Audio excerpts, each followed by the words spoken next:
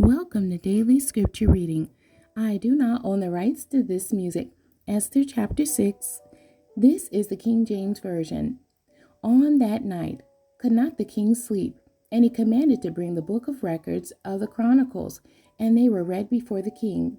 And it was found written that Mordecai had told of Bigthana and Teresh, two of the king's chamberlains, the keepers of the door, who sought to lay hand on the king Ahasuerus.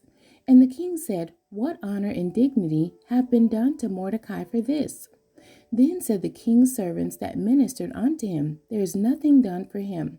And the king said, Who is in the court? Now Haman was come into the outward court of the king's house to speak unto the king to hang Mordecai on the gallows that he had prepared for him. And the king's servants said unto him, Behold, Haman standeth in the court. And the king said, Let him come in. So Haman came in, and the king said unto him, What shall be done unto the man whom the king delighteth to honor? Now Haman thought in his heart, To whom would the king delight to do honor more than to myself? And Haman answered the king, For the man whom the king delighteth to honor. Let the royal apparel be brought which the king useth to wear, and the horse that the king rideth upon, and the crown royal which is set upon his head.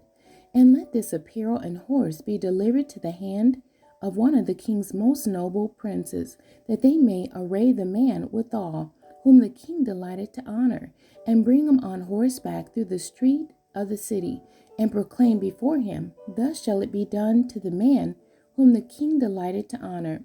Then the king said to Haman, Make haste, and take the apparel and the horse, as thou hast said, and do even so to Mordecai the Jew, that sitteth at the king's gate.